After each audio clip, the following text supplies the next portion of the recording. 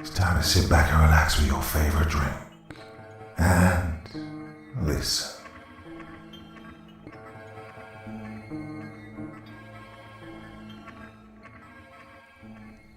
No, I'm not crazy. The reason I'm telling you this first is because some of the things I'm about to tell you, you're not going to believe. First, I see ghosts. Real ghosts. They look like you and me sometimes. They're paper white. Well, sometimes they're a baby blue color. There are even the misty black ones, and those I try to steer clear of. They are bad news. To those of you who have seen ghosts, good for you. Well, unless one of the ghosts you know used to be a child napper. That was my first one. The weeping woman, La Llorona. Don't ask how I survived, because honestly, as a kid, well, you're told when bad things happen to blink 3 times and they all just go away. That's what I did, and amazingly, it worked. After that, there were a lot of the black shadows and a few blue ones. One of them happened to be a little boy, no more than 5 or 6 years old. Sometimes I wonder how he died, but unfortunately, I can't talk to them. I mean, they're dead. What do you expect? I'm no ghost whisperer. Anyway, I'm getting off topic now. Number 2. Mannequins are alive. Not in the traditional sense of, well, breathing, but more like robots or automatons. I completely believe one day, when their numbers are high enough, or they collect a hive mind, they will kill all of mankind. I've personally been attacked by these things on a few occasions. Maybe not all of them have some form of consciousness, but the vast majority of them are able to attack small groups of people. Those people who disappear in the malls, that is their doing. Number 3. This one really takes the cake. Stuffed animals can influence you into killing people. Now, I don't know if mine was just possessed by an evil spirit or what, but when he told me to kill people in my elementary school just because I had a bad day, well, let's just say I didn't sleep with that animal for a while. No, I won't tell you which one it was. Don't want to ruin any of your childhoods. Also, before you ask, no, I'm not a murderer. Just because I experienced it doesn't mean I actually killed anyone. So, like I said, I'm not crazy. I have stories to back up most of my beliefs and rational fears. Now that I'm here typing all this up, I'm not even sure where to start. Maybe one of my childhood stories. Guess that's as good a place as any to tell you about how this all came to be. How I ended up being cursed by some sort of demon. Well, probably. I was about 10 years old. And no, I wasn't a horror movie buff at the time. I am now, but that's because I've become desensitized to it. 5th grade year for me was when it all started. When I started getting strep every other week. Sorry, I can't tell you where I used to live. I don't want anyone to recognize me. So, for this reason, I'm going to change the name of the teachers I had those years, as well as the name of my best and only friend. So, 5th grade year, my sisters and I decided to have a camp out in our room. The youngest of my sisters slept in the bunk bed, while myself and my other young sister set up blankets around the nightlight. Best a few kids could do, living in the mountains, where you had to worry about bears and mountain lions getting into your yard. Now, this was the night I met her, La Llorona.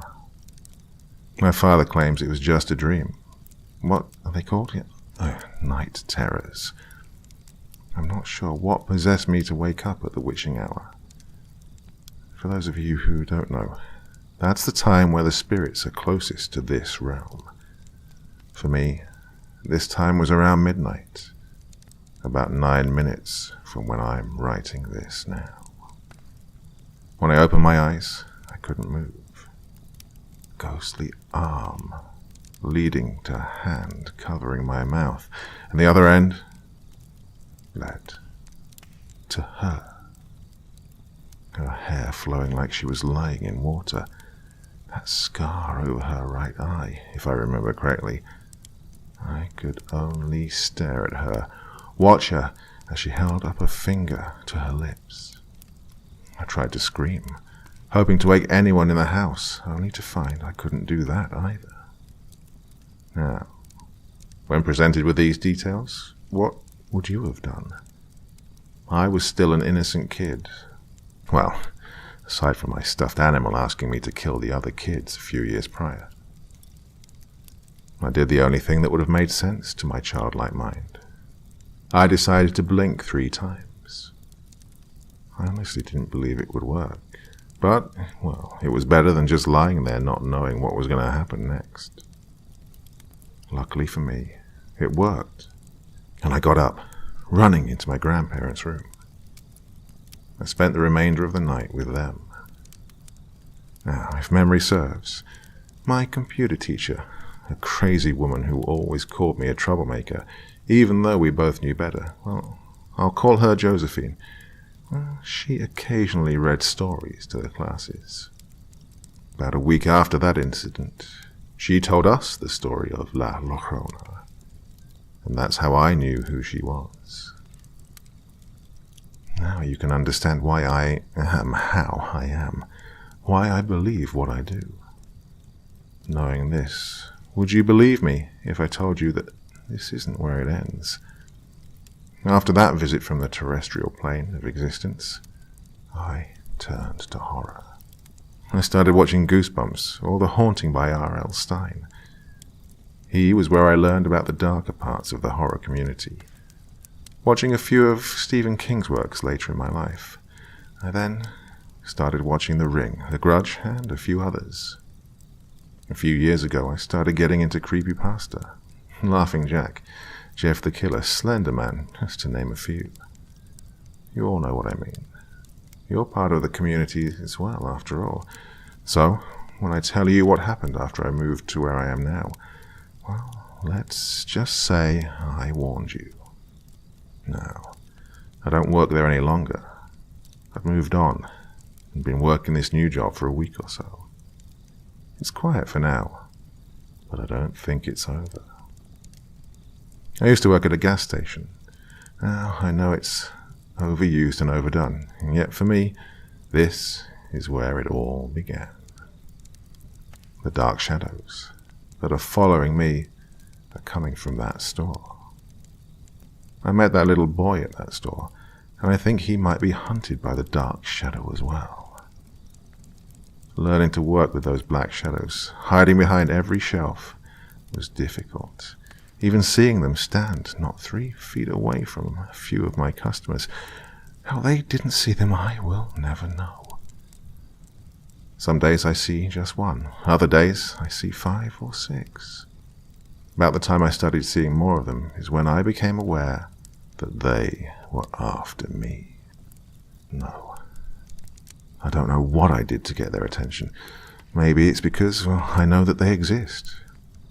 Seeing the tall, shadow-like figures every 10 minutes when I wasn't blocking them out. Now, I'm starting to wonder if there's a way to see what they want from me. I've been thinking about getting one of those spirit boards and going off into the woods so that they're not in my house. I'm not stupid enough to get spirits trapped in my house, and it's not like I haven't tried to get their attention. I've tried that Charlie game and a few others. No results as far as that goes, sadly. I also haven't tried talking to them directly. Don't need to be talking to what looks like air to everyone else. Well, not in public. Should they stick around long enough to answer yes or no questions in my home, instead of disappearing before I can turn to face them, then I would happily do that.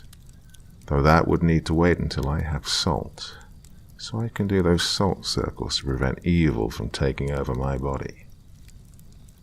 I don't think that works as well in practice as it would in theory, though. I know they are watching me as I type all of this up, so I need to give all of you a warning about the shadow people. Shadow ghosts? Well, if you see them, just act like you don't. You can't get rid of them once you've let them know you can see them as well. I'm going to do some research into ways to communicate with them for now. I'll get back to you if I find anything out, or if something else happens with other supernatural beings that I know about. For now, I'm going to have to sign off. Hopefully it won't take too long to get some much needed answers.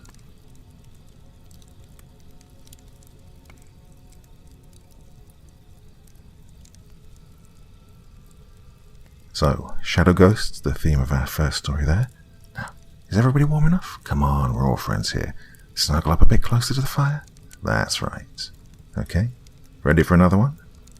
Alright, the theme of this story is things that go bump in the night.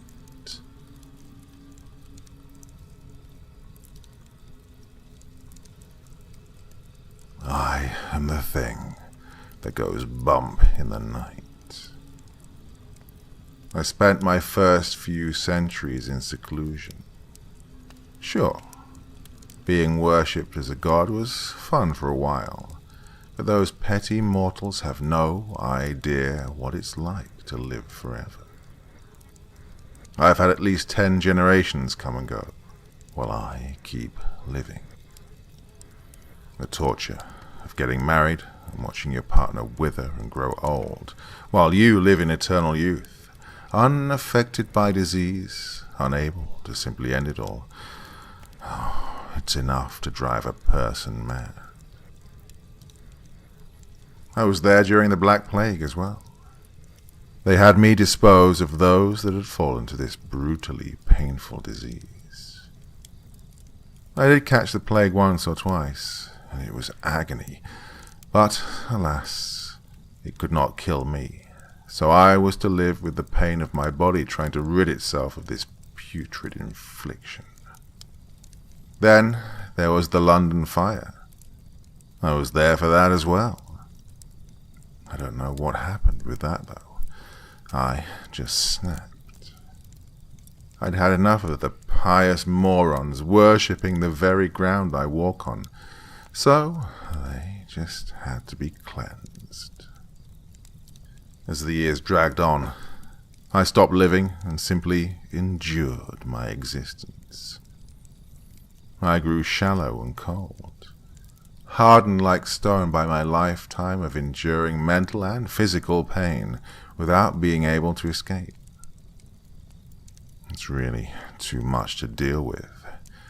And now, the only way I can really entertain myself is by traveling to different locations, making up some sort of bizarre urban legend, and then making it come true. Nothing pleases me more now than inflicting upon others the same agonizing torment that I've had to endure for years. So, let this be a warning to those of you who wonder what it would be like to be immortal. It is a sad, dark, and lonely existence, and it's just not worth it. Furthermore, if you should happen upon some local urban legends, it could well be that I'm not far from your home. In fact, I could very well be in your home, waiting to snatch you from the darkness. Out of everything I've spoken of, however, there is one thing that you can most definitely be certain of. I am the thing that goes bump in the night.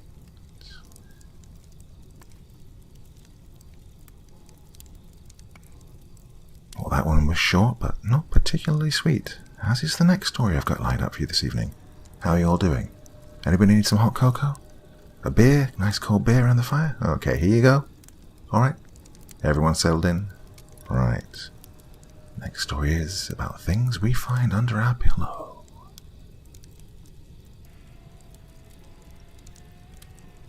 I'm about to tell you my situation. And I'm going to have to ask you one thing. To believe me. Please. I know I'm not crazy. And I don't have any mental health issues.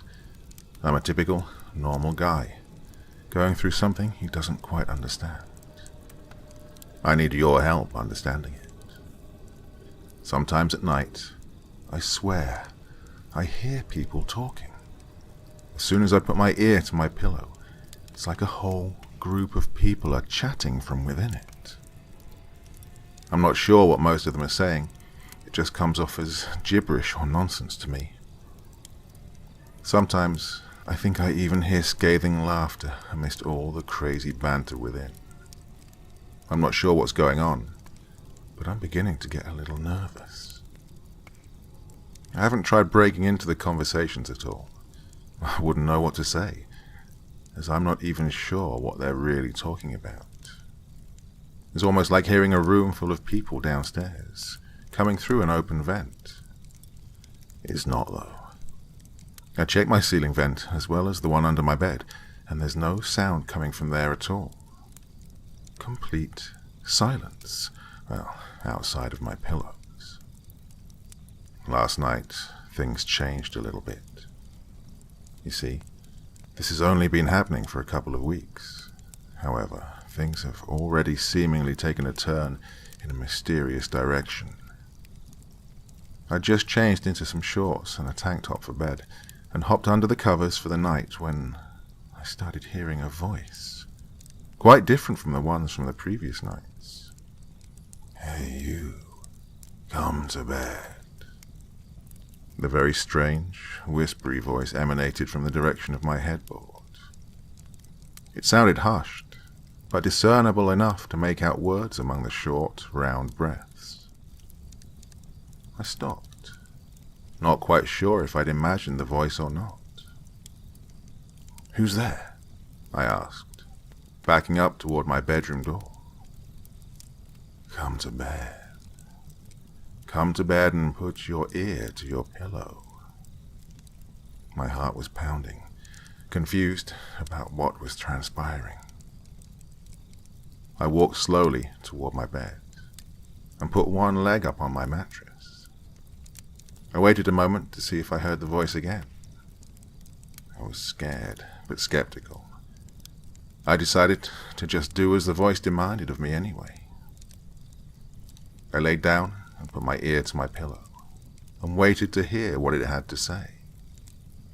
"Dream well tonight, please," the voice said. "What the?" I shouted and lifted my head and body up from the bed.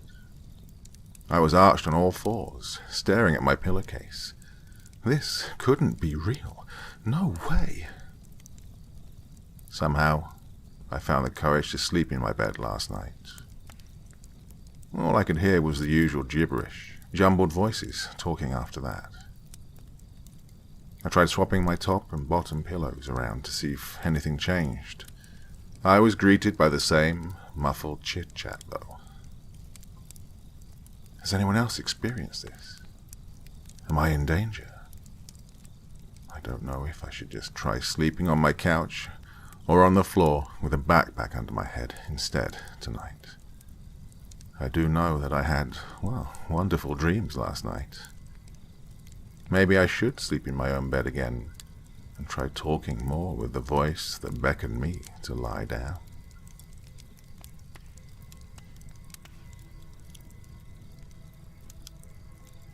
Everyone keeping warm enough? I hope so. Well, let's stick a few more logs of wood on the fire just to keep it going. A couple more stories to go after all. The next one up, the importance of listening to your grandmother. My grandmother had always been a superstitious person. She was ancient and was always going on about some urban legend or certain things you were not to do in a specific manner. We would speak of things like skinwalkers, haunting spirits or hook-handed hitchhikers. But of course, I never believed her. And now, well, I really wish I had heeded her words. It was making out to be a dark but clear evening. There wasn't a cloud or star to be seen, and it nearly sent shivers down my spine. My family had all gathered at my mother's house for the holidays. While a few decided to leave, I was stuck, staying here. My gaze led me across the room to my great-grandmother Myrtle, who seemed to be dozing in her chair. Checking my watch, I realized it was later than I thought, and I decided to go up to bed. I crossed the room and gently placed a large knit blanket over Grandma. As I turned away, I nearly jumped out of my skin as a bony hand clamped down on my forearm. I turned to face her, and she looked wide awake now. I looked at her expectantly, waiting for her to say something to break the chilling silence. Her eyes widened, and she seemed to be looking right through me, into my very soul. "Don't you know, you're never to look out a window when the moon is full and the clock strikes 12, she said, barely loosening her grip on my arm. Well, I didn't know what else to do, so I weakly nodded my head and gently pried myself from her deathly grasp. I made my way up the creaky stairs and soon snuggled myself into the guest bed. I lay there, awake, thinking about the chilling words of my grandmother. Well, my curiosity was starting to consume me, so I decided that one little peek out of the window couldn't hurt. I checked my watch as I sat up to look out of the window. It read 11:59 p.m. as I drew the curtains back as quietly as I could. I waited until the clock struck 12, and I concentrated my gaze on everything outside of the window. I waited for what seemed like hours, expecting some sort of boogeyman to pop up out of the bushes. After seeing nothing, I shook my head and buried myself back into bed. I hadn't even closed my eyes for 10 seconds when I heard it. It sounded like someone was flinging small pebbles at my window. I rolled over, thinking it was some idiot teenagers trying to play some sort of joke. But the small pebble-like sounds began to escalate into a furious pounding on my window. "Oh, bastards," I muttered, as I found myself climbing out from under the covers and making my way back to the window. I angrily drew the curtains back, expecting to see some stupid kid. My blood froze, when what met me on the other side was not some reckless teenager. It was tall, taller than any sort of person I'd ever seen in my life. Its skin was the same shade of copy paper, and was stretched tightly over its bony, emaciated frame. Dirty, matted hair lay in patches on its skull, and it was wearing a filthy, tattered dress that hung loosely over its sickly body. But the worst part were its eyes, or what was left of them anyway. Deep, soulless black sockets that seemed to go on forever. Despite its lack of eyes, I knew that it was staring right at me. If you've ever read the scary stories to tell in the dark book as a child, you may remember the nightmare-inducing illustrations. I felt like I was looking at a creature from a page in that book. Resorting to childhood behavior, I jumped back into bed and pulled the covers over my head, hoping I'd just imagined it and it would all go away. But I began to realize my worst fears as I heard the sound of the front door forcefully open. And here I am, writing this. I managed to wriggle myself under the bed and wait for my death. I can hear it stepping around the house, looking for me. Its steps are slow, but I know it will find me eventually. My message to you is, if if you have a grandmother anything like mine, or some person like that in your area, then listen to them. No matter how crazy they seem, they know. They know that you shouldn't make the mistake of looking out the window at midnight during a full moon. Take this warning. No matter how curious you are, do not take the risk. I know it's coming for me. In fact, the bedroom door just creaked open. Should always listen to your grandparents. Mark my words. Well, I see a few of you nodding off at the back there. That's okay. You can sleep. Okay, for the rest of you still awake, how about another story? This time, the importance of not always trusting what you see on the evening news. My work friends and I were at our favorite pub last night. Not really a fancy place, but, you know, cheap beer and close enough to home that I don't have to drive. The night started out normally enough. The four of us crammed into a small table off in the corner, mostly talking shop and shitting on our boss. Being this was the middle of the week, there weren't too many other people around, maybe around 8 or 9 others in the whole place.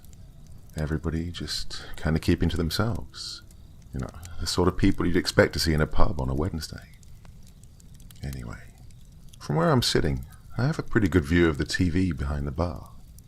Jesse, the bartender, is kind of lazily flipping through channels and passes by our local news channel. There's a brief burst of orange and red on the screen, which I register as a fire happening somewhere, which then disappears as Jesse switches over to the next channel. Something about the image looks oddly familiar, though. Hey, Jess, can you switch that back? I call out to her. The news comes back on, and suddenly I recognize the building in the frame. It's my building, and it's burning. Holy shit, I say, loudly enough that a few people follow my gaze to the television. That's my apartment! The crowd in the bar falls kind of quiet. Everybody's staring up at the screen now. The screen shows a wide shot of the outside of my building. The camera must be set up on the north end of the block because I recognize a lot of shops on the ground floor. Property management, dry cleaner, convenience mart, and so on. The top left corner of the building is aflame. It's not a huge fire by any means, but it looks like a few units between the top 4 floors or so have already been engulfed by the flames. Jesus, man, one of my co-workers says. That sucks. There's an uncomfortable murmur of agreement that passes around the table. I mean, I don't blame them. I wouldn't know what to say in this situation either. Yep, I agree, just as awkwardly. Thankfully, my apartment is only about halfway up and located on the west side of the building. I cross my fingers, hoping my stuff will be okay. The camera cuts to a reporter on the scene. He's standing a little further away. Looking at the shops in the background, I can tell he's across the street on the northwest corner of the building. Firefighters are expected on the scene at any moment, he's saying, and hopefully they'll be able to contain this horrible inferno before it spreads any further. As I was saying before, it's very fortunate that everyone was able to evacuate the building before things got too bad, or who knows what tragic events may have unfolded. He's laying it on thick, my other co-workers joke. I chuckle a bit. All things considered, at the moment, it didn't really seem all that bad. But then, a few moments later, hang on, the reporter on TV says. We're getting some updated information. It seems... hang on one moment, while we readjust the camera. The previously locked down camera starts to shift, the angle focusing on an area of the building about halfway up to the west side. All the lights in the building are out except one. I feel a weird, creeping sensation as I start counting the windows from the bottom.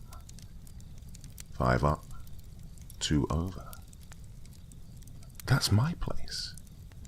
I swore I'd turned that light out, I think at first. And then I see it. There's a person standing in my window. The camera is zoomed out too far to make out any features, but it definitely looks like a man, and it's definitely standing in my apartment. I watch, petrified, as the camera zooms in closer. The reporter babbling on about the overlooked, ill-fated soul still trapped in the blazing...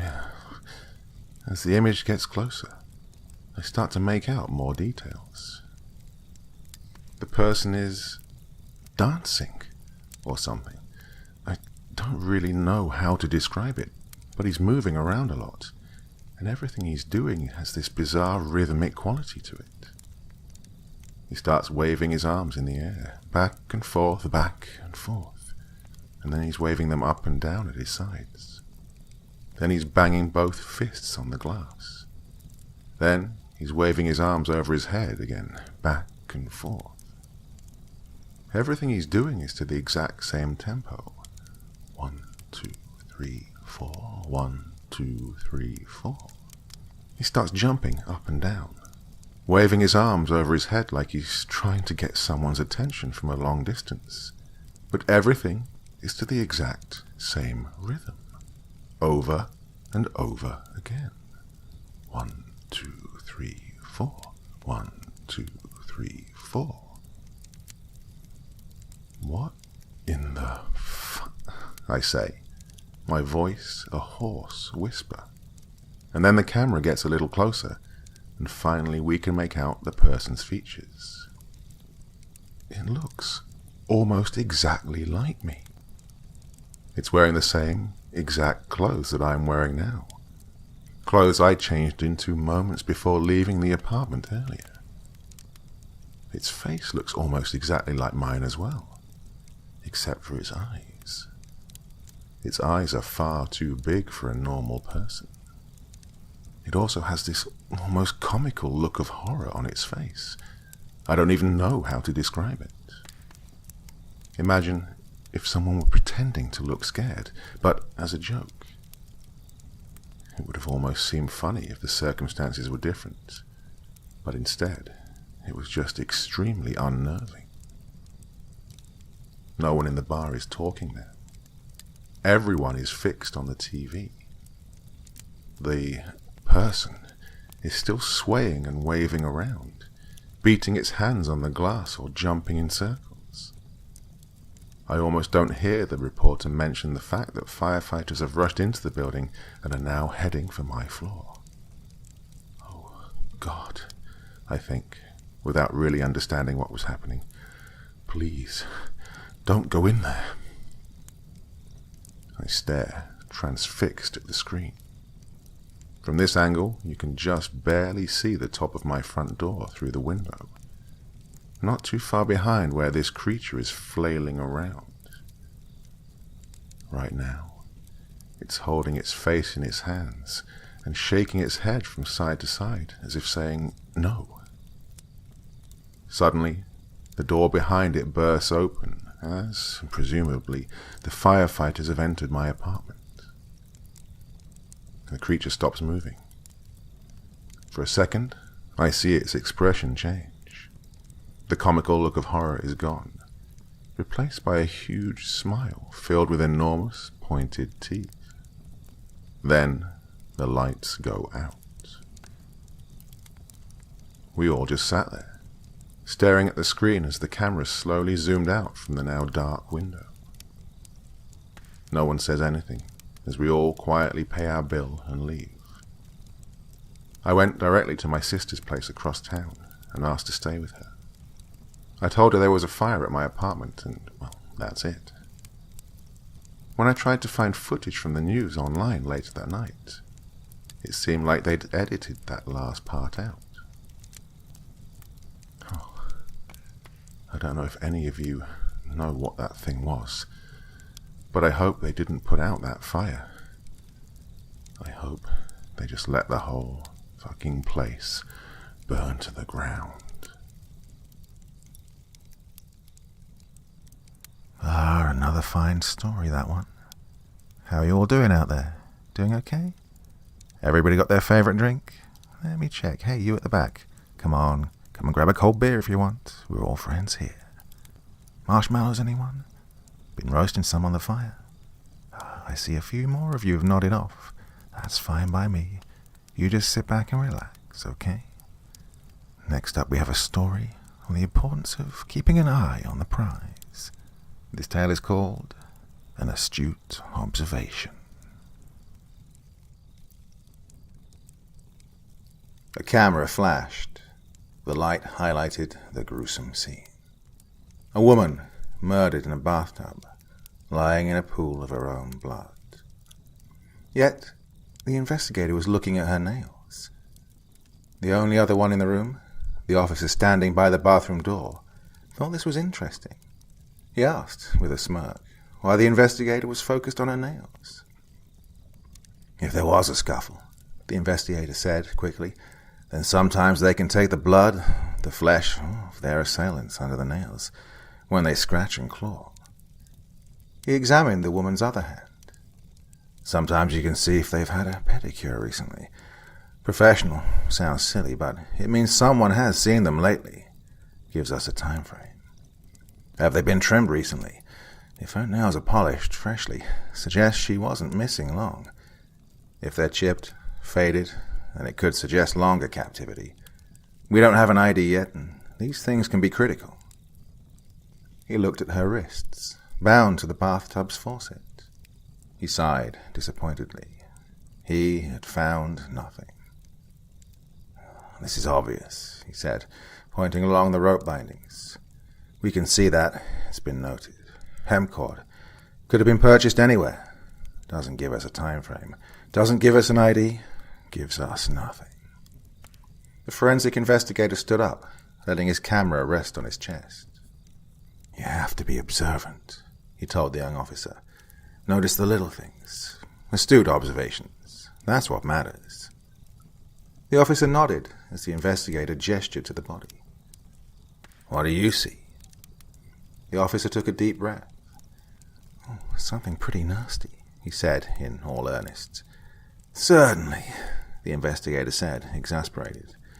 What else? More specifically, point out the obvious. The officer leaned forward. She's been bound. Hands to the faucet, yes. Legs together, her ankles. Look closer. See the bruising? The officer leaned in a little closer, looking to the places where the officer pointed. The skin was blackened. Yes, he said uncomfortably. The ropes aren't tight enough to cut off circulation. She had room to struggle. The bruises she caused on her own. What else is obvious? The victim is in a state of undress. Why are you asking it like it's a question? The investigator scolded. Not important. Don't blush over it. She's dead. She doesn't care. If she did, he leaned in to whisper, she'd be more concerned about the being dead part. The investigator pointed back at the woman's chest. Look at the wounds, not her tits. Describe them. The officer started, flustered. Deep, circular, bloody. You're searching for words, he said. You found some of the right ones, but the correct word is ragged. Look at the edges of her skin. The officer thought he'd rather not. It's jagged, almost like it's torn and not sliced. Jagged blade, a saw. They sawed her. Why? The officer asked. Well, you ever try and cut through ribs with a straight blade? Takes too long. Tedious. They cut through bone. They needed a saw. See, the crux of her sternum? That's the largest opening. Where she struggled the most. Yeah, that's the entry wound. Looks like they marked her, the officer said. Yes, the investigator confirmed. That's the smartest thing you've pointed out so far. Means this was, more than likely, a ritualistic killing. Ritualistic? The officer asked. Cultists, although don't quote me yet. There may only have been one. The officer couldn't believe it. "That's mad," he said. "I've seen a lot of mad," the older man chortled. "You get used to it." 2 arcs, 3 central punctures leading down to the sternum. The investigator pointed to all of them. "See how the punctures are clean?" the investigator pointed out. "Both in execution and splatter. They happened later, long after she was dead. But that wasn't all. Cuts on her arms and legs. Look small, don't they? Insignificant. 1 on each arm, 1 on each leg. And don't forget the 2 punctures on the neck. Do you know what they cut?" The officer guessed. "She's laying in a pool of her own blood. Does that mean they cut the arteries?" "Exactly. The common carotids, the brachial, and the femoral." "They bled her." The officer gulped. "Then they killed her," the investigator nodded. "Probably a little bit after they cut her. Easier to let someone bleed if the heart is still beating to do most of the work for you." The young officer felt disgusted, but the investigator continued. "There's more that you're not seeing." All he could focus on was the pool of blood. "How much blood's in the human body?" he asked. 4 to 5 liters, give or take," the investigator murmured, pulling out a vial, meaning just enough to cover the bottom of the tub, and then some. "This tub's about a quarter full." "Does that mean—" "Yes," the investigator said, taking a sample of the blood. "This isn't just the girl's blood." "Jesus," he mumbled, turning away from the body. Another flash. "Jesus has nothing to do with this," the investigator said from behind his camera, leaning to change the angle. "I've heard of satanic cults and human sacrifices before," the young officer started. "I didn't think I'd ever—" "I wasn't satanic," the investigator interrupted. "Looks pagan to me. I literally mean Jesus had nothing to do with this." "How do you know?" the officer inquired. The investigator just shrugged. "Don't really. Just a guess. The symbol is too alien. It's bizarre. Satanists typically don't even perform human sacrifices, believe it or not. It actually goes against their religion. Ain't that the shit? They kill animals, though. Lots of them. That's probably what all the excess blood is, anyways. Probably just blood they took from a goat, a dog, well, some other furry bastard." As the investigator chuckled, the officer leaned in closer. Something felt unusual. "So," the investigator continued, unaware, "if it makes you feel better, we're probably still dealing with only 1 human victim. We'll figure out for sure when we get back to the lab, though." Something looked unusual. Kinda makes you curious, though, doesn't it? What were they trying to summon? What sort of vile creature or entity or... "You even listening to me, boy?" "Sir," the officer asked, completely ignoring the man's question. "Did someone open the drain?" "What?" "The blood, sir. It's leaking out." The investigator knelt down beside the body, and the officer joined him, pointing to the edges of the tub. "See?" the officer asked, pointing to the edges of the tub's porcelain walls. "There's stain lines. See? Just a little ways above the actual blood level. The blood's draining." "Oh, you actually noticed something," the investigator laughed. Good on you. Good on you indeed."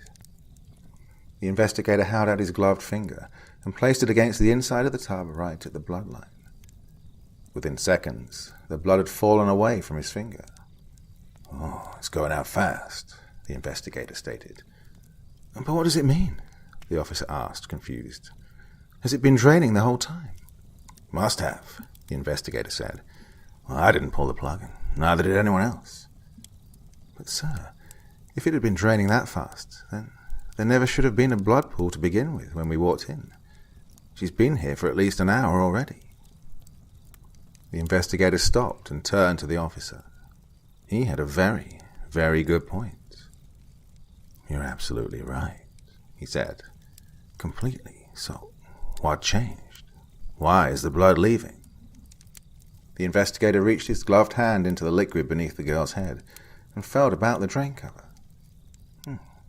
Drain's closed. he said. Tightly. What the hell? Do you see any leaking around the edges there? The officer didn't respond. He didn't even look for the leaks. He'd noticed something even stranger. Sir, he said, cautiously, unsure if what he was about to say was foolish or not. Should she still be bleeding? The investigator looked over and across the woman's body, blood dripping from his gloved hand. No, he said, mouth agape. She shouldn't be. She is, the officer said, pointing at the wound on her chest. Look. Sure enough, blood still flowed across the woman's skin. Rivulets flowed across her chest, between her open wounds and the pool beneath her. But the investigator noticed something that the officer did not. Something small. Quickly, he got to his feet and calmly but decisively told the officer, "We need to leave. Now." "What?" the officer asked, looking up. "What's wrong?" The investigator mouthed two simple words, barely audible under his breath. "Look closer." So the officer turned, and he did just that. He looked at the flowing blood. It took him longer than it had taken the investigator, but once he saw it, he jumped to his feet. "That's not possible," he said, panicked. "That's not possible. Sir, what the hell is happening?" Grabbing the officer around the shoulders, the investigator pushed him through the doorway. "We're going," he ordered. "Now." "But how?" the officer insisted. "How is that even possible? It shouldn't be possible." Their bickering voices persisted down the hall, all the way outside. Meanwhile, in the bathroom, the blood continued to flow, but not in the way it should have. Draining from the tub, the blood followed a simple path. It crept upwards along the girl's chilled skin. It seeped inwards through the unholy wounds on her chest. It pumped, by means unknown, through her newly refilled veins. It coursed through her body, controlled by a sentience completely new to this world. The blood had drained completely, and her eyes opened.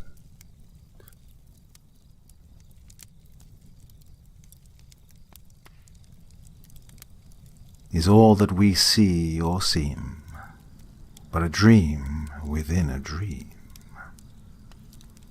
Originally published in 1849, Edgar Allan Poe's prophetic question has stayed with humanity ever since, with scientists suggesting this may all be one large computer simulation. I find myself split between wondering if it really is true and we're all just living a dream, and hoping that that really is the case and that this isn't reality. Join me around the campfire, my dear friends, and don't be scared. Remember, it's only a story I'm going to tell you.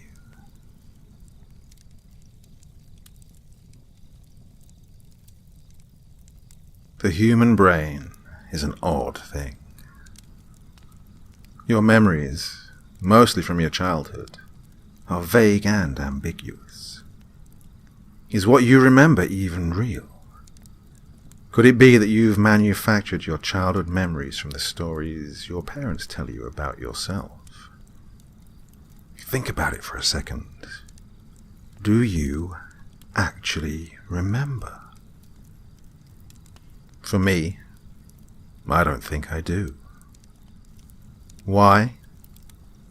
Well, my story, the story I am telling, will explain why.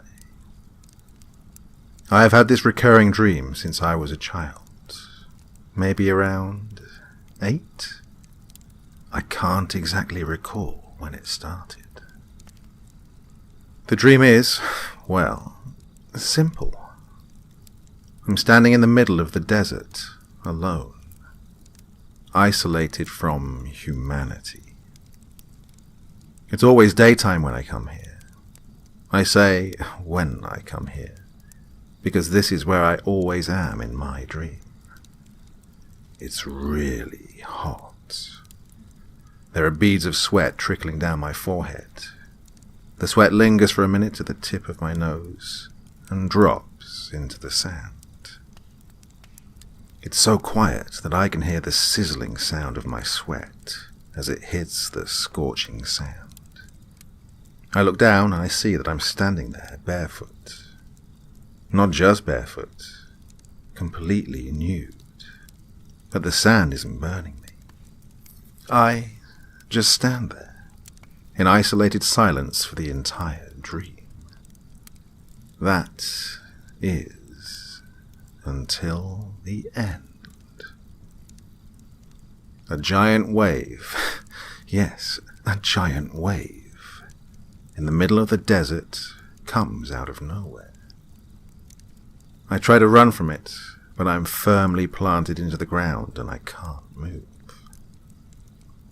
The wave hits me with such force. I swear, I can feel it. I can feel the water going into my nose, my mouth, my ears. And then, suddenly, darkness. I'm laying there. I don't know if I'm in my bed or if I'm somewhere else. There's a cloth of some sort covering my entire body. I think I'm dead, but I can hear my heart beating. Pump, pump, pump. A steady, healthy beat. I can feel the blood coursing through my veins, except I'm not breathing. I take one giant gulp of breath in, and I wake up. It is the exact same every time. I know what to expect, when to expect it, but I can't control the dream. I know what you're thinking. Go and see a psychiatrist. You don't think I have? Of course I have. That's why I've been prescribed everything from sleeping pills to antidepressant medications. None have helped. And want to know something else that's odd? I don't dream, except for that dream. Sometimes I don't think this dream is a dream. I think it's real. But I have to gather my composure and tell myself I'm just paranoid, right? I'm a single, 30-year-old woman with no husband, no kids. So yes, it is possible that I might be slightly depressed. But I can assure you that I'm not crazy. Something happened to me a year ago, and ever since then, I've never been the same. I was driving home from the grocery store when I fell asleep at the wheel. I don't know why, I don't know how. I just suddenly got extremely tired and couldn't keep my eyes open. I blacked out. When I opened my eyes, I was, where else but the desert. The exact same desert I'd seen so many times in my dream. Except this time it was different. I was inside a tube filled with liquid, like a fetus. I freaked out and started touching my body to see if I was still an adult human. Thankfully I was. Not that it made me feel any better. I was in so much shock when I first opened my eyes that I didn't notice what was around me. I, floating in this glass jar filled with a mysterious liquid, could barely see what was out in the desert. But as I squinted, I could not believe what I saw. I saw millions, if not billions, of tubes, like the one I was in. There were people in them. Strangers. Small, medium, big. Female, male, young, old, people of all colours. I immediately got nauseous. I stuck my face to the glass to try to get a better look at these strangers, and all of their eyes were closed. They looked dead. I closed my eyes and kept repeating over and over again, "This is not real. This is not real. This is not real." I probably said it 100 times, but I still felt the liquid caressing my body. I started to cry, not that anyone or anything would have noticed. I frantically started punching the glass, but liquid makes the force of movement much slower. I had no success. It was then that I realized that there were wires sticking out of my head.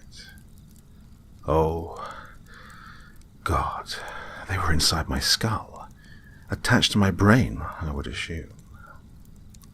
I touched them gently and shuddered. Chills ran down my spine. I didn't know what to think. Can I rip these out? Will this kill me? Would it matter?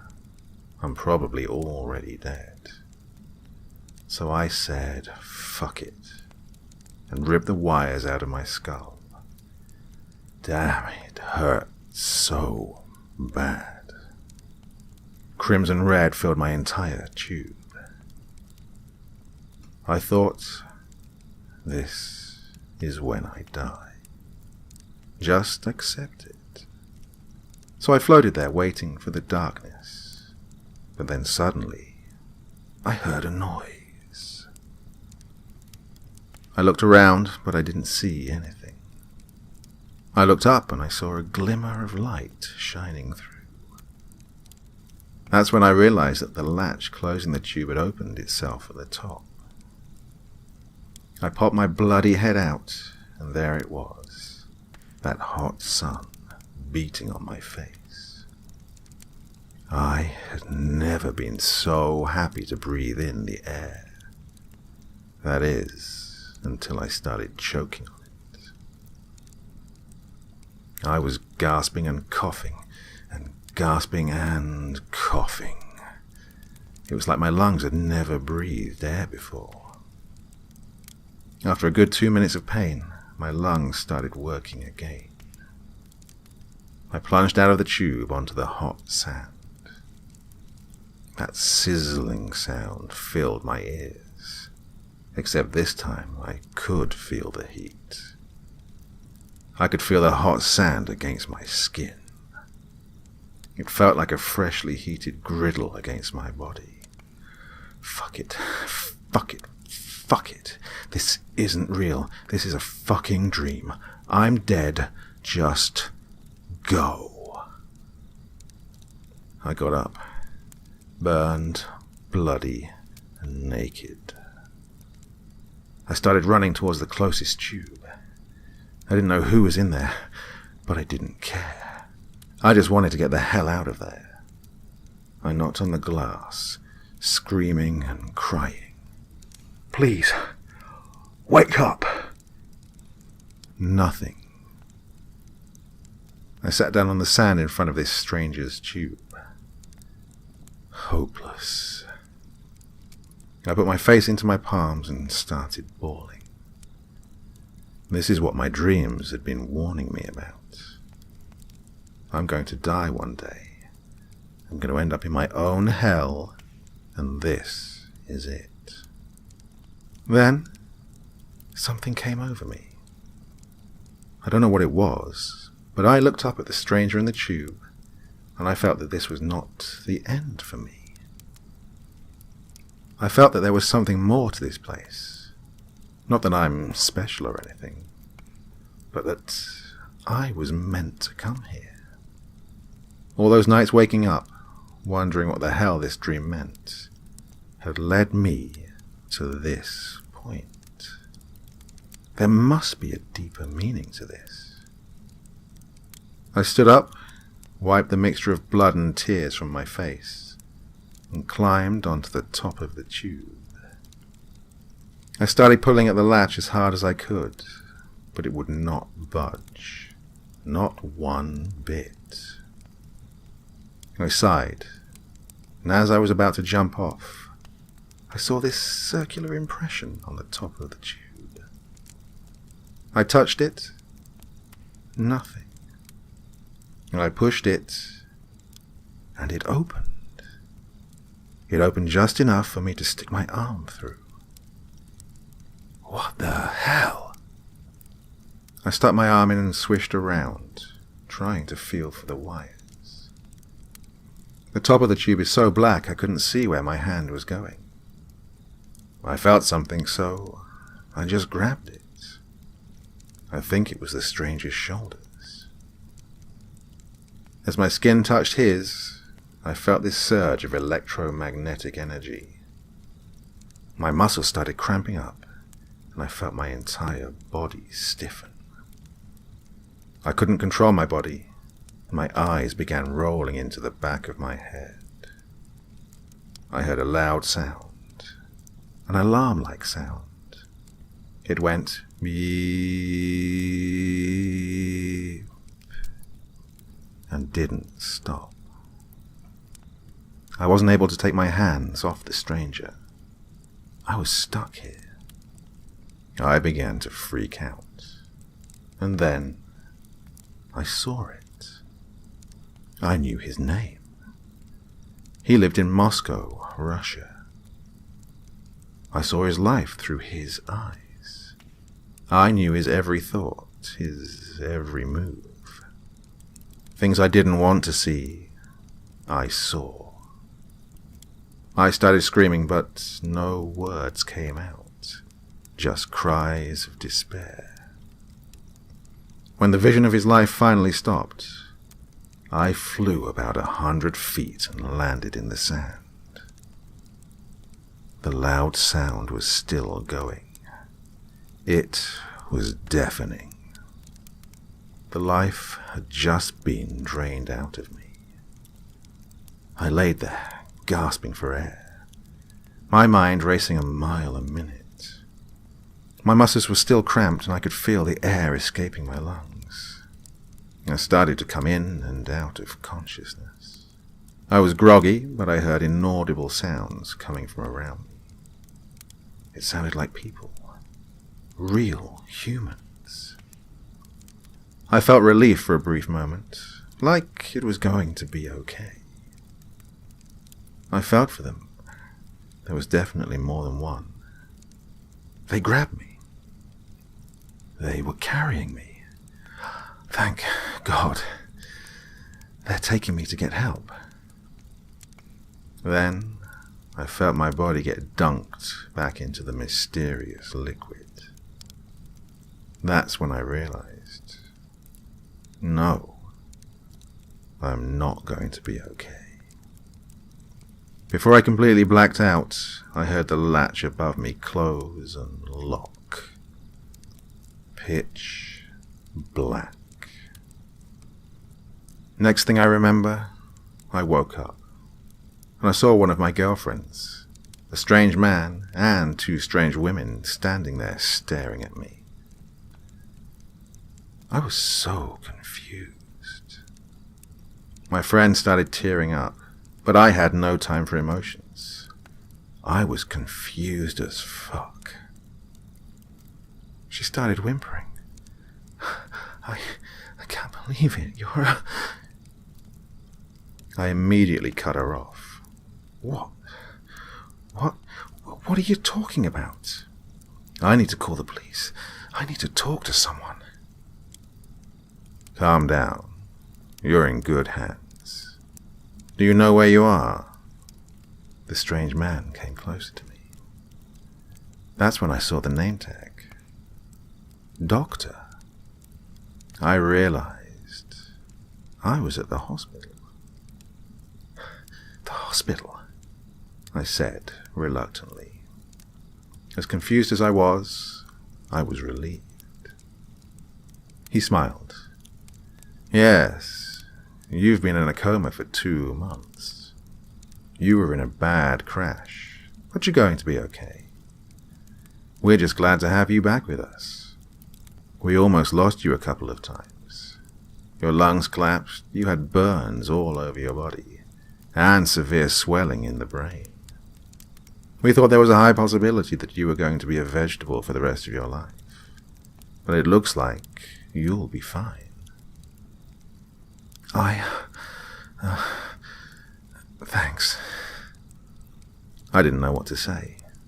I just wanted to get home. Now, let's fill out the paperwork and get you out of here, the doctor said as he waved for the two nurses to follow him out of the room. My friend held my hand and asked, "Promise me you'll take care of yourself." Yeah. I looked at her.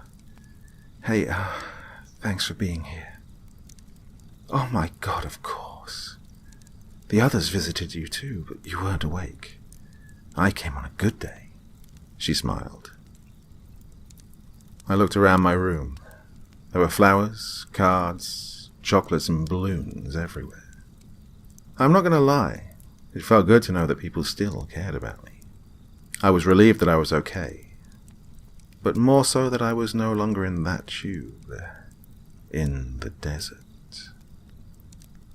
Now, yes, this might be just another one of those, I was in a coma, I saw some crazy shit, because my mind was tripping for 2 months kind of story. I honestly laughed when I got home from the hospital. But there was just one thing. One little thing I've tried to explain away, but couldn't. It's always nudged at me. So recently, about a week ago, I went onto Facebook and searched for the stranger's name that I'd seen in the desert, keeping it anonymous for the sake of this person's privacy. I was pretty confident I wouldn't find anything, but there was a glimmer of doubt, so I wanted to be 100% sure. As the browser loaded, I anxiously watched the screen.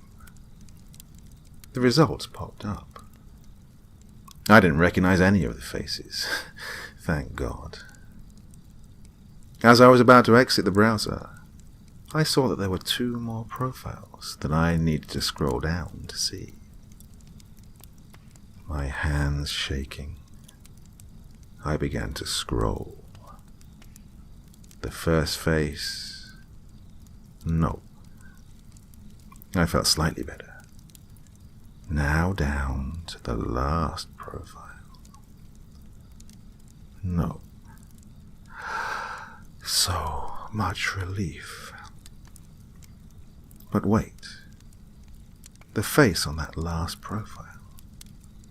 It looked familiar.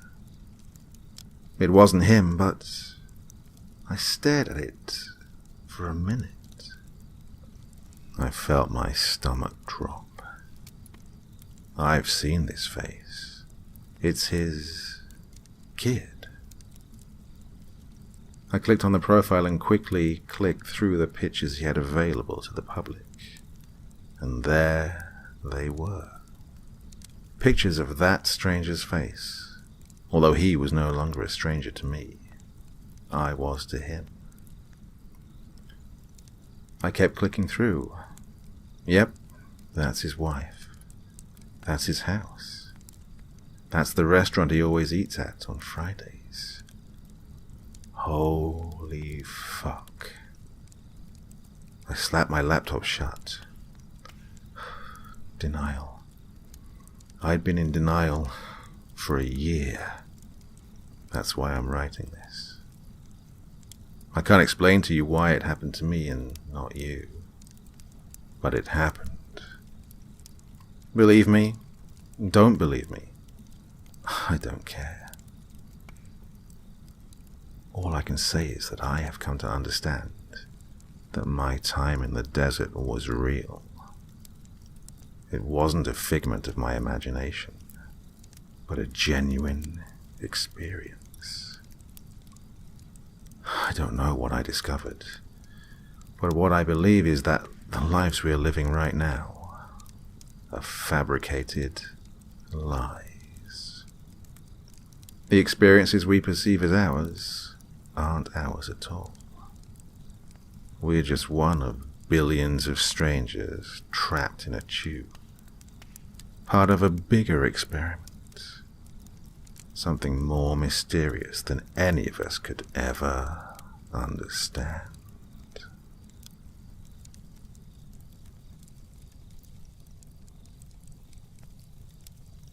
Some people seem to have a gift, a second sight, as though they can see into the future and understand what's going to happen way before it actually transpires. Me, I'm not so sure. But then again, I'm not prepared to rule anything out. Now then, boys and girls, I've got a little story to tell you. And it begins right now. My little sister is 13 now. Her name is Zoe. She has blonde hair and blue eyes, and she likes pop music, fashion, and other typical teenage girl stuff. I really do love her. I must have been 7 or 8 when she first came home. I was excited to finally see my little sister.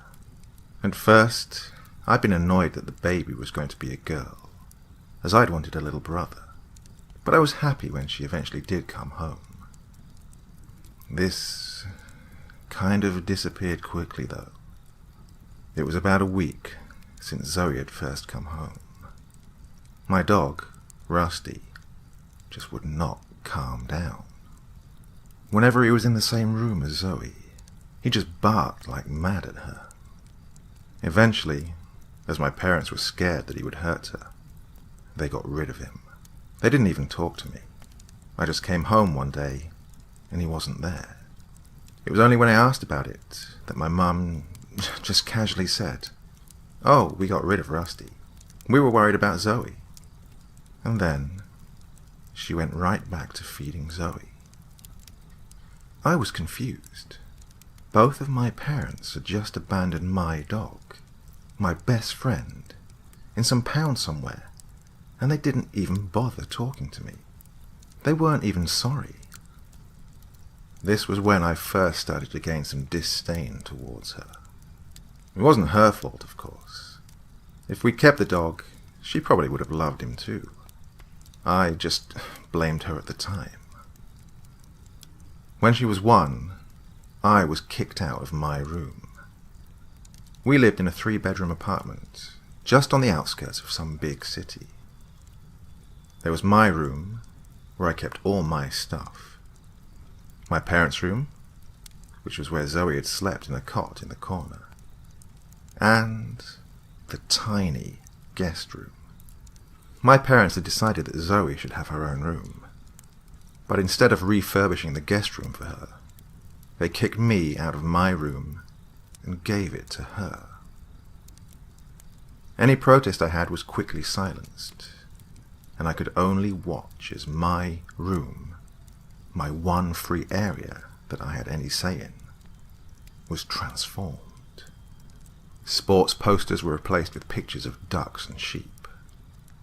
My bed was replaced with a pink wooden cot, and everything else that made my room mine was changed. They didn't even give me my bed or my TV or anything. All of the things like that were either thrown away or became Zoe's.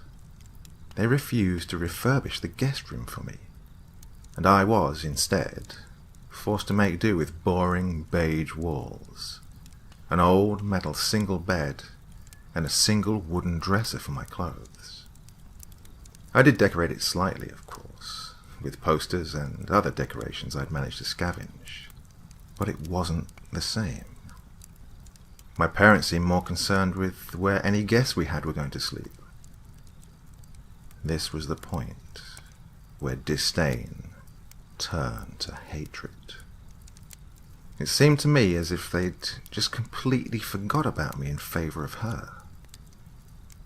Eventually, my parents decided that I was old enough to be responsible and look after Zoe while they went out. I think she was about 3 years old, so she was old enough to speak. I didn't really want to do it, but my parents wouldn't take no for an answer. They simply left, saying that they had some pre-made lunch for her in the fridge. There wasn't one for me, so I had to make myself something. I couldn't be bothered with looking after her all day, as there was this TV show I really wanted to watch. So I just laid a blanket in the corner, put a few of her favourite toys in there, and said this to her: "You need to stay on the blanket. Don't move off it, okay? If you do, Mum and Dad will be really mad. So you have to stay in here. Understand?" She simply nodded her head in agreement and started playing with her toys. I was on the couch watching my show, my eyes flicking to her when there was a commercial break or some other boring segment. At one point, I was watching two of the characters on my show beating the tar out of each other, when I felt a tugging at my trouser leg. I turned to see it was Zoe. She looked up at me and then sighed.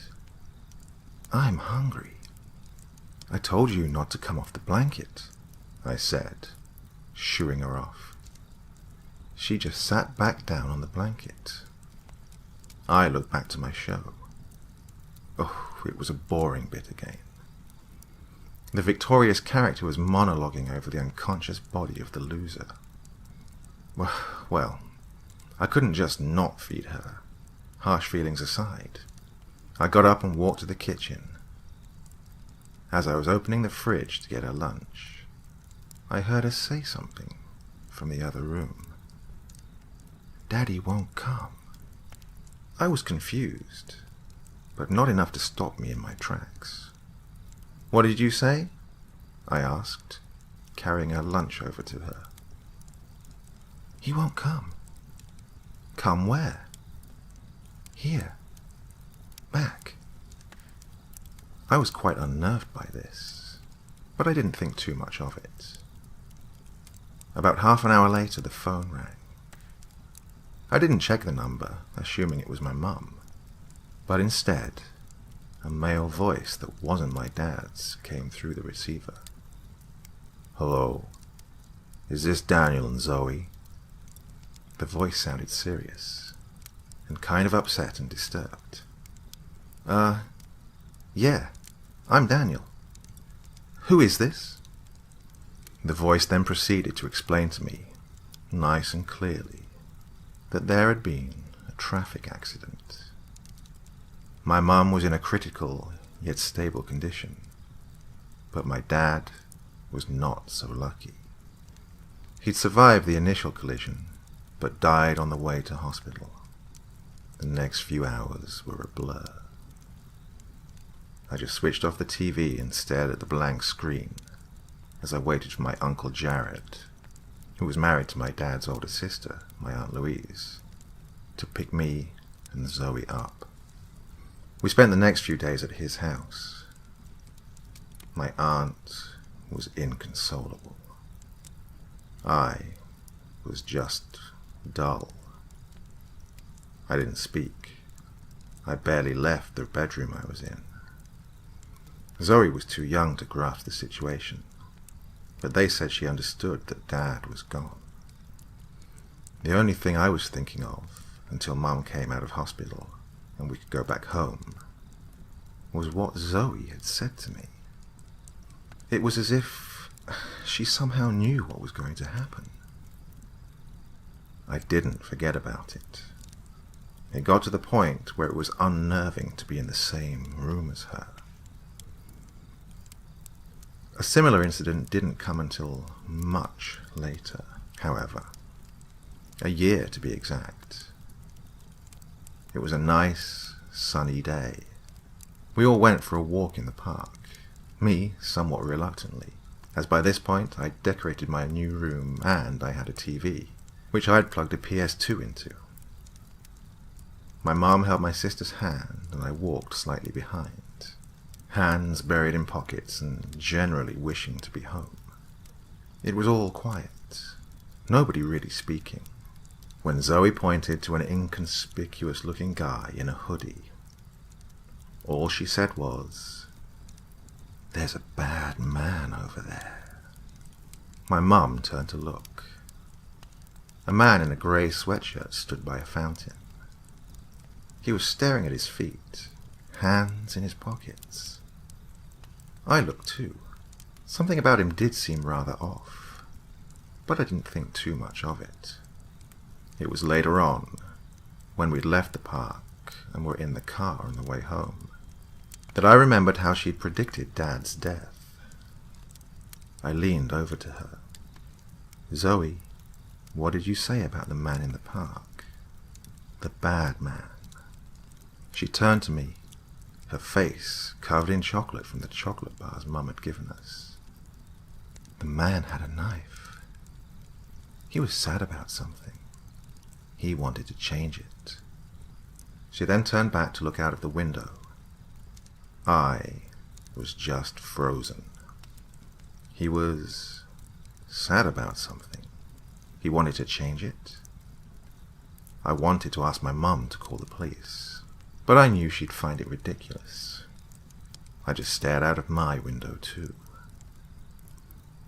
The next morning, I was up before anyone else. I saw the local newspaper had arrived, so I picked it up to put it on the coffee table for Mum to read. As I did, I glanced at the front page headline, and I dropped the paper and almost jumped back in horror. "Family of 5 stabbed to death in home."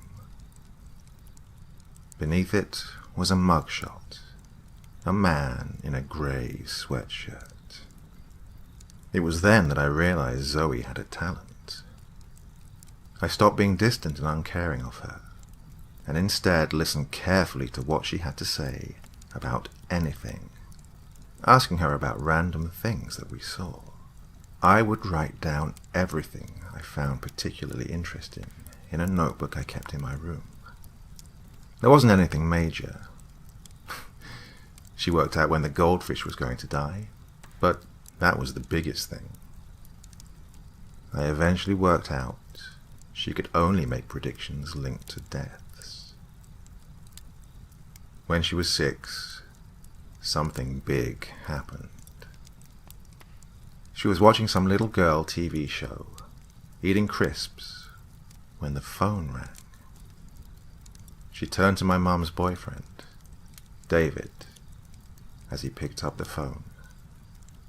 "Oh no," she said. I was on the other side of the couch reading a comic book. I looked over to her, expecting that something had just happened on the show, but she was staring at David. "What is it?" I asked. "Grandpa," she said, still looking. I froze. I could feel in my gut that this was another prediction. We watched David talk on the phone. "Yes? Oh my God, really? Jesus, I'll tell Kathy. Okay, goodbye." Then he hung up. He noticed that both of us were looking at him, and a sunken look came over him. "Oh, geez, kids, I have some bad news." I knew what he was going to tell us before he even said it. Grandpa had passed away in his sleep. Mum was sad. Zoe was sad. I tried to be sad about Grandpa, and I was. But I was just more amazed and creeped out at Zoe. How did she do it? That was the last prediction for a long time.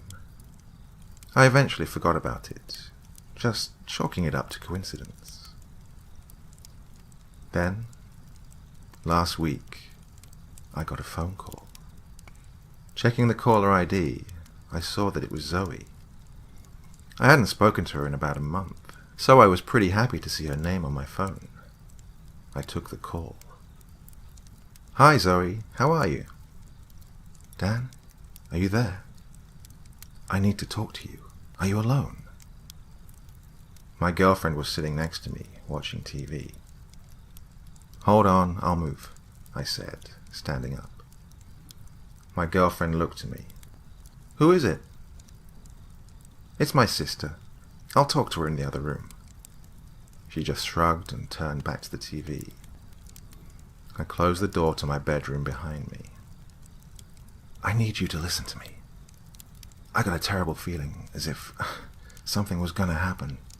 You and Megan should get out of your house. Go to a hotel or something, just get out of there. I couldn't speak. Not only had she predicted something again, but she was aware of the seriousness of the situation. Meagerly, I managed to say, "Okay, thank you." I hung up. Then I rushed back into the room where my girlfriend was sitting watching the TV. "Megan, we need to leave." "Why? What's wrong?" My sister had another prediction. We could be in danger. I told her about the predictions. She never believed any of it, or chalked it up to mere coincidence. "Are you kidding? I'm not going anywhere because your 13-year-old sister thinks we should." "I told you about the predictions. This is serious," I shouted. After an hour of bickering and arguing, she finally agreed to leave. We went to a nearby hotel, booked a room for one night, and went to sleep. The next morning I got a call from the neighbor. He said our house had been broken into, but nothing was taken. I told my girlfriend, and she was utterly dumbfounded. "How in the hell did she know?" was all she said. We talked to the police, and I called my neighbor and told him to call the police if they returned. We stayed at the hotel again that night. When morning came round, I was woken by my phone ringing. It was the police. We went to the police station, and apparently Megan's mentally unstable ex-boyfriend had broken into our house with a knife. They arrested him when the neighbor called the police. It was obvious to all of us what he was going to do. My girlfriend didn't say a thing. She was just completely blown away by what my sister had done. Without her, I would probably be dead. I talked to my sister about it, and all she said was this one thing.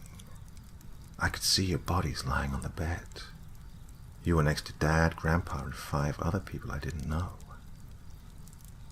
I've never felt more haunted than I did after hearing her say that. Nobody else believes it. Even my girlfriend is still skeptical. But I know for sure that my sister has a gift.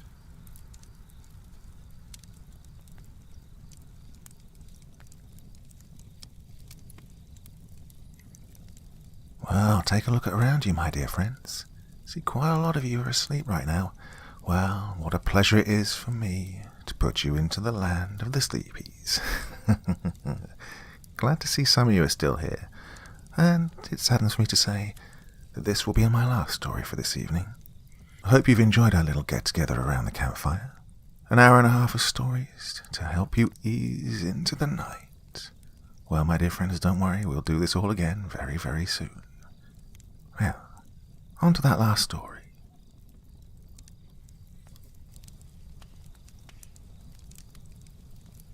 My name is Paxton, and my experience occurred in Western Canada on October 24th, 2015.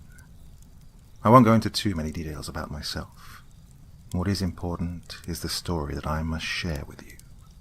I have to get it off my mind, off of my shoulders, because it has haunted me for far too long. I wake up in the middle of the night with cold sweats and trembling from terror. Consider this a catharsis. I used to think the world was simple, that things are as you see them, and that was that. Shit happens and there's nothing you can do about it. I never believed in strange things, and by that I mean the paranormal, supernatural. Now, I don't know what to think. I don't know how to best describe my experience. I guess I could call it a paradigm shift. I am, or was, an urban explorer. I used to love going to abandoned places such as hospitals, apartment buildings, warehouses, and so on. It was the sense of adventure and discovery of these derelict places that drew me to them. A friend of mine, I'll call him Joseph, found a rural place, an old farmhouse an hour out of town. It was an isolated site that you had to go out of your way to get to, but it was well worth it, he said. It was one of those places, you know, where the family was murdered by someone unknown, and now the place is forever haunted by vengeful ghosts. Also, it was a place where satanic rituals took place, and demonic spirits now haunt the area. Every town has these stories that are made up by kids to scare one another. The fact of the matter is, nobody truly knows what happened. What we do know is that the family vanished, as if they simply got up and left. All their belongings, their stuff, just left behind. That, of course, happened 30 years ago, and the place has stood silent ever since. October 24th was a wet and grey autumn day. Scattered showers soaked the highway. In order to get to the house, we had to drive off the pavement and onto a muddy dirt road, surrounded by rows and rows of trees which swayed in the wind. It was a 2-story house with a peaked roof and a dormer attic. At one time, it would have been a peaceful and comfortable place for a family to live. Now, it was a dilapidated shell of its former self. The surrounding farm grounds concealed by trees. Nature had reclaimed the place for herself. Despite the condition, I was pleasantly surprised to see the lack of graffiti and damage usually left by teenagers. Just a few empty beer bottles left on the front deck of the house. The windows and front door were boarded up. The back door, however, was wide open. The boards were removed and tossed to the side. "That was like that when I checked the place out last week," Joseph explained. We continued exploring the exterior property. There were a couple of sheds out back and an old beat-up corpse of a truck. In the field beyond the truck, I noticed a collection of white stones, loads of them just scattered about on the ground. I didn't notice that earlier," Joseph remarked, with an inquisitive look on his face. Looking at the stones carefully, they seemed to form a spiral pattern. Intrigued, we approached the stones. Now, I don't know if I imagined it or what, but I swore I could smell ozone. You know, the aroma of lightning. I crouched down and examined one of the stones, noticing something etched onto its surface. It was a symbol of some sort that I wasn't familiar with. It was like a triangle, only with the bottom line missing, and the ends of the other two with a squiggly circle and another with a T-shape. I looked at another stone, and it had the same etching on it. That's fucking bizarre. I wonder what all this is, Joseph said as he took a look. I shook my head, not knowing what to say. We approached the back of the house, flashlights at the ready, and we entered the house one at a time. We were greeted by what appeared to be the kitchen. It was cold inside the building. Cold and gloomy, as expected, of course. Besides our flashlight, only the diluted sunlight peeked through the boards covering the windows. There was a mess of debris scattered about on the floor, pots and pans and plates and utensils.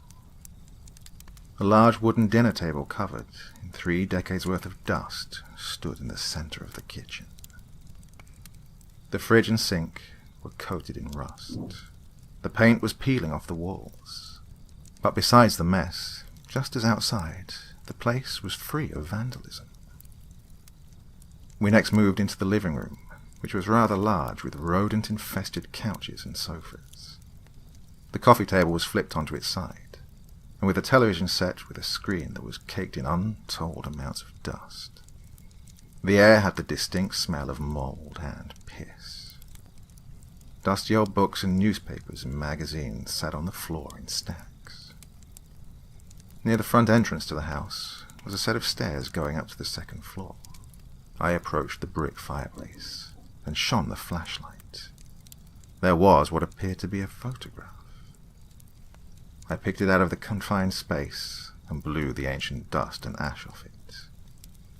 It seemed to be a family photo, only the faces had been scratched out on each person. This has to be the family, I muttered under my breath. What's that? Joseph asked as I handed it to him. Yikes, he said. He placed the photo onto the mantel. I shone the flashlight onto the walls and revealed the portraits. I assumed they were of the family, but just as with the photograph, the faces were scratched out. Upon further examination, I noticed that the faces were scratched out in a spiral fashion. I felt a snake slithering around my spine. I shuddered in response. What do you think happened to them? I asked. Nobody knows. They just upped and left, I guess. There was no sign of foul play or anything like that. Beyond that, I don't know, Joseph explained as he gazed at the pictures. Hey, where do you suppose that goes? Joseph pointed out as he directed the light to the end of the adjacent hallway. A door was slightly ajar. I gently nudged it open, and a set of descending stairs led down into the basement. Well, Paxton, do you want to check out the basement first, or the upstairs? Joseph asked with a crooked smile. Let's go downstairs and get it over with, I joked. Little did I know, I'd just made a huge mistake. Shining the light into the inky blackness, we were assaulted by a powerful smell of mold. It was even worse now. The steps creaked under my footsteps, and as I hit the fourth step, there was a loud cracking sound, and the step gave out beneath me. For a fraction of a second, I was suspended mid-air, and for that fraction of a second, I knew that I had fucked up big time. I just had enough time to open my mouth and scream. Part of the staircase joined my descent into the dark basement. I fell into tepid water that was several inches thick. My feet made contact with the hard cement floor, and my right ankle was twisted. Boards fell on top of my head as I slumped face first into the water. My screams were strangled by the nasty, bitter-tasting water. I jerked my head out of the disgusting murky liquid into the darkness.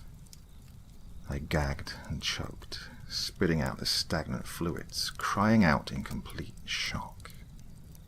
I tried to stand up, but stumbled as burning pain shot up my leg from my ankle. I slumped against the wall. "Oh shit! Paxton!" Joseph shouted from above. I fished around the water for the flashlight that was surprisingly still working, although the light was now flickering on and off. "Paxton!" Joseph called out. I felt a burning sensation on my chest and back. I examined myself with the flashlight and saw broken splints of wood embedded in my skin. Rivulets of blood dripping out of the wounds. "Oh, fuck. Oh, fuck," I cried to myself. "Hey, you okay?" Joseph called out again. "No," I weakly said. "I'll get you out of there. Just hold on, man," Joseph shouted as he took off. "Hey, wait!" I cried out, but he didn't hear me. Of all the times we'd explored abandoned places, we'd never found ourselves in a situation like this. We always made a habit of exploring places inside and out, leaving no stone unturned. I pushed myself up against the wall, shivering from the cold darkness of the submerged basement. I shone my flashlight to check my surroundings. The beam of light could barely penetrate the darkness. The brick walls dripped with a detestable ichor and mold. The water continued to ripple in miniature waves from the movements as I tried to get a better look at the basement. Everywhere I looked, I saw black. And that's when I heard something splashing, as if something was rising from the water. I saw movement in the darkness. The silhouette of a shape rising from the water caused me to freeze like an animal caught in the headlights of an oncoming vehicle. The realization that I was not alone in the basement took hold. My mind simply refused to process what my eyes were observing. I shone the light at the shape, but I could not illuminate the form. It was as if the light was being absorbed by it. Something was very wrong here. I didn't dare to ask who was there. I tried to move, but a jolt of sharp pain shot through my body, and I cried out in agony. As if in response, the shape slowly moved towards me, and a nauseating stench soon overpowered me. It was a stench that I knew all too well. One summer, many years ago when I was a kid, the chain came off my bike when I was riding with some friends. I ended up in a ditch just inches away from the pulpy remains of a dead deer. This was that smell. The smell of death was in the basement here with me now. "Joseph," I cried, tears running down my face. The shape was drifting towards me. Soon I heard heavy footfalls upstairs.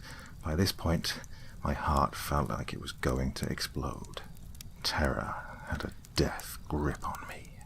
"Joseph, get me out of here now. There's something down here with me," I continued to plead. And then I saw it. A pale, gaunt face was illuminated by my flickering light. Its eyes were black pupils surrounded by blood-red sclera. The thing instantly closed the gap between us, and it was right in my face, and it let out a scream, and that's when everything went black. When I came to, I found myself in Joseph's truck, and we were speeding down the highway. He brought me to the hospital, and I was treated for my injuries. I even had to take medical leave from work as well. I was unable to concentrate, and I looked terrible. I've been back to the doctors, but I couldn't tell them about the experience. So I told them that I was under a lot of stress. I spoke to my friend Joseph about that day at the abandoned farmhouse. I told him what I'd seen in the basement. He was as pale as a ghost when I explained it all to him. He nodded his head in agreement. He had seen it too. When he returned with a ladder he got from his truck, he looked down to find me, and for a blip of a nanosecond, he saw that I was in fact not alone down there. It gazed up at him, and then dissolved into the darkness. That's when he saw me black out. I think we were both in a state of shock. What was that thing in the basement? That face has forever been burned into my mind. The image of that thing. And that scream. Was it a roar or a cry? I don't know. I've never been back to that place, and I know that I never will go back. I've given up my exploration hobby, and so has Joseph. I think it's safe to say that we've both been changed since that day. I relive that encounter almost every night in my dreams. Sometimes I get the feeling that I'm being watched by something. Sometimes I think I hear scratching noises coming from inside the walls. But I think that that's just in my mind. I haven't told my parents about this, or my siblings. The only thing they know is that I had an accident exploring an abandoned house. what would I say to them? Now, my former hobby could be considered dangerous. Besides injuries from structural problems, you could run into animals or dangerous people. All that time I never experienced any of these things. Instead, I had an encounter with the unknown.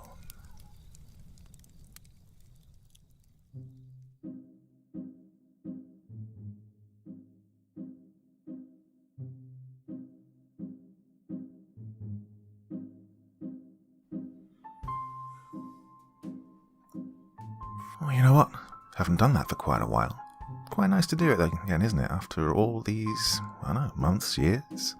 Yeah, well, started doing that many years ago, probably 3-4 years ago. I don't know. And haven't done it for a while, so glad you could join me. Still awake? If not, doesn't really matter, does it? I can say whatever I want here. Thanks for joining me, and of course I'll be back again very soon.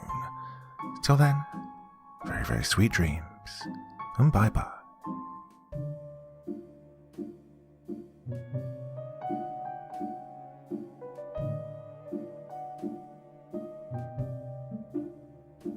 Thank you so much for taking the time to listen to this story today. Really means a lot to me and to the author of the story, of course.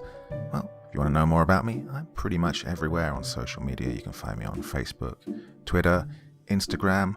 You can download my music on SoundCloud. I've got a Patreon if you feel like. Throw me $1 or $2. Very much appreciated. And of course, on Reddit, I have a place where you can leave stories if you want me to read one that you've written. Well, hoping to see you all again very soon. Till then, sweet dreams, and bye-bye.